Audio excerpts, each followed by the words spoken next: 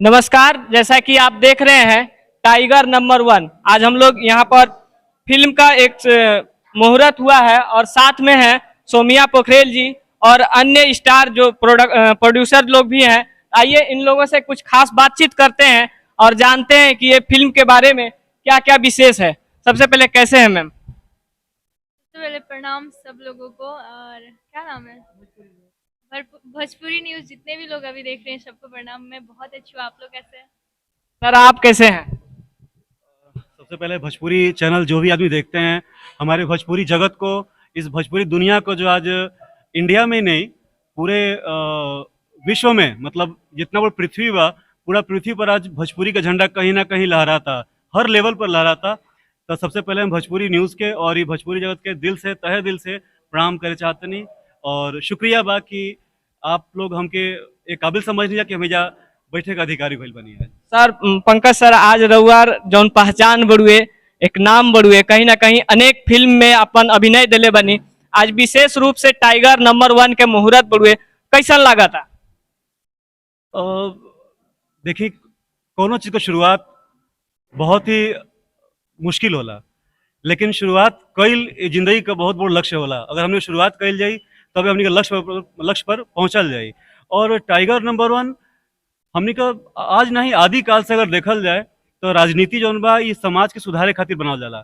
लेकिन पहले से लेकर और आज तक प्रेजेंट में जो हमने का समय चला था, जो राजनीतिक समीकरण होला, राजनीतिक समीकरण और पुलिस वाला का तालमेल कभी सही से बैठेला ना। तो पहले वहाँ बहुत मूवी में देखले बानी जा, तो बस वही आधार पर यह पिक्चर बा। एकरो में कुछ राजनीतिक त्रुटि बाड़ी सा, जेके प्रशासन, पुलिस प्रशासन जो बिया राज्य का, ओके ठीक करे का प्रयास करी और समाज में एगो नया सुधार करे का एगो प्रेरणा दी। भोजपुरी इंडस्ट्री में आजकल फिल्म आवता, कहीं ना कहीं एक ही स्क्रिप्ट पर घिसा पिटा रहा था। और आज के समय में भोजपुरी के फिल्म में कहीं ना कहीं लागत है कि कमाई नहीं खे, या फिर भोजपुरी फिल्म वो टाइप के नहीं खे बनत। एक एक कैसे सुधार हुई और भोजपुरी में वो लेवल के कब तक फिल्म आई, और वो लेवल की फिल्म बा कि ना टाइगर नंबर वन? देखिए मृत्युंजय जी, एक्चुअली जो आप कहनी है कि भोजपुरी लेवल का फिल्म सुधार नहीं हो पाओ या फिर कुछ कमाई नहीं हो पाओ। सबसे पहले हमने का बहुत बड़े गर्व का बात है कि हमने का भोजपुरी दुनिया से संबंध रखा नहीं जा।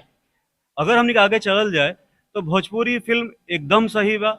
हर आदमी हर आदमी खातिर परफेक्ट नहीं हो सकत। अगर हमनी का फिल्म देते नहीं जा तो कई तरह का समाज में आदमी रहता और सबकर अलग अलग दिमाग का सोचे का तरीका बा। अगर हमनी का एगो गिलास भरल बिया, आधा भरल भी आधा खाली बिया, आधा आदमी बोली कि गिलास आधा खाली बिया और हम कब कि गिलास आधा भरल बिया, तो हमनी का भोजपुरी दुनिया एकदम फिट बा, फिट रहे और अच्छा रही। और जना तरीका से भोजपुरी में सुधार होता, आज इंडिया में भोजपुरी का नंबर पूरा हिंदुस्तान स्तर पर दूसरा और तीसरा नंबर में आओ। तो अगर हमने का हिंदी देखल जाए, पंजाबी देखल जाए, या फिर हमने का साउथ इंडियन फिल्म देखल जाए, तो ओकरा में भोजपुरी का भी नंबर आवता। बहुत हमरा खातिर खुशी के बात बा। हमने का एक से एक अच्छा कलाकार जो बड़ भाई लोग बाड़न जब इज्जत कायम कैले बा, वो एक फिल्म का दायरा से ही काम कैले बा। और एमे जरूर सुधार हुई और समाज के वो अच्छा मैसेज जाई कि ना भोजपुरी अगर पिक्चर हमने के बनाओ तो नहीं जा, हमने के भोजपुरी पिक्चर में रोल करते नहीं जा, समाज कुछ बतावे का प्रयास करते नहीं जा, तो समाज का जो आए वाली पीढ़ी भी आ, जो लड़का बाड़न सा, जो नया लड़की बाड़ी सा, जो घर परिवार बा, वो सबका खातिर बहुत ही लाभदायक रही। अच्छा, कहाँ पर फिल्म के शूटिंग बढ़ी और कब तक शूटिंग स्टार्ट हो जी, और दर्शक के कब तक देखे के मिली? देखिए ये बहुत कठिन प्रश्न बा कि कहीं कि कोनो काम ऊपर वाला करवाएला, हमनी कहते हैं बस शतरंज गोटी बानी जा।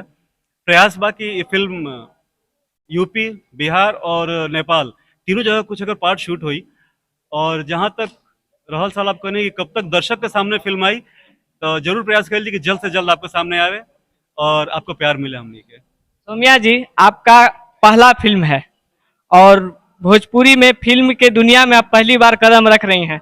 सबसे पहले दर्शकों से क्या कहना चाहेंगे और कैसा महसूस हो रहा है?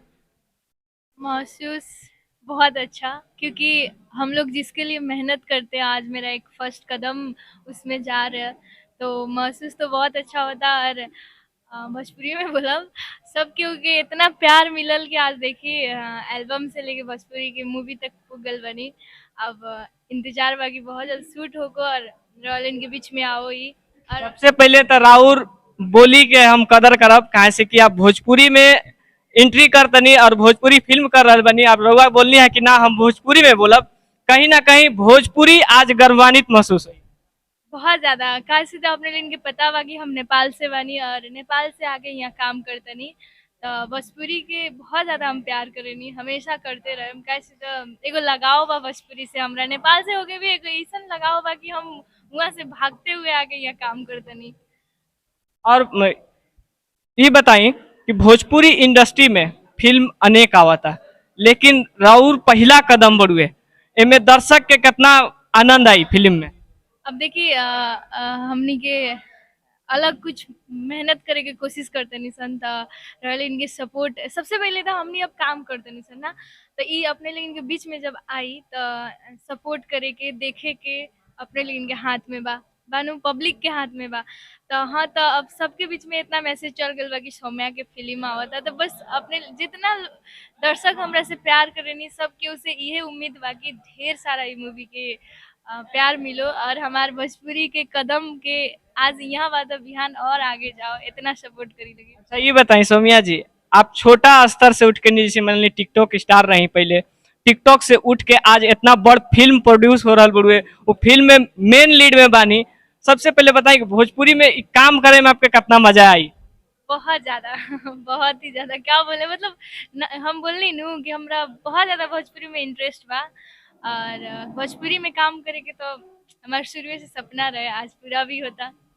अच्छा ये फिल्म में प्रोड्यूसर के बानी और फिल्म कहाँ कहाँ शूट हुई और कब तक दर्शक के विशेष देखे के मिली। हाँ, फिल्म का प्रोड्यूसर और निर्देशक अगर आप पूछनी है तो ये सही में मतलब एगो बहुत ही मेहनती एगो टीम के तरफ ये इशारा करती है। सबसे पहले हम ये बतावे चाहब कि फिल्म जोन भी ये मैरो फिल्म प्रोडक्शन और अपना चौकस भोजपुरी जोन हमनी का चैनल है, ये दोनों के माध्यम से ही बनतिया और वही के माध्यम से कंप्लीट कल जी मैंने एकरा के हमनी का पूर्ण कल जाई। जोन कलाकार बन एकरा में तनकी सा लाइट डालतनी, आप लोग प्रकाश डालतनी। सबसे पहले हम खुद मैंने एक्टर पंकज उपाध्याय बानी, मनी भट्टाचार्य जी एकरा में बाड़ी, साथ में हमार सौम्या जी बाड़ी जौन संगे बाड़ी हमारे समय फिलहाल में। आगे अगर हमनी का बढ़ल जाए तो एकरा में डायरेक्टर बान हमार विशाल यादव जी, निर्माता बान कुमार लकी जी और प्रदीप जायसवाल जी एकरा में निर्माता के रूप में मिली हैं। जहाँ हमनी के जौन बहुत ही कर्मठ और मेहनती मतलब हमनी का सपोर्टर बनन जा, हमनी के सहायक बनन जा, हमनी के मतलब देखे वाला बनन जा। लोग क्रिएटिव जोन हमनी का हेड बनन जा, ये फूल कुमार जी बनन जोन हर तरफ से हमनी के सपोर्ट में खड़ा बन, एगो रीढ़ का हड्डी बन के हमनी खड़ा बन कि ना ही हमनी के ऊपर छत बनन एगो।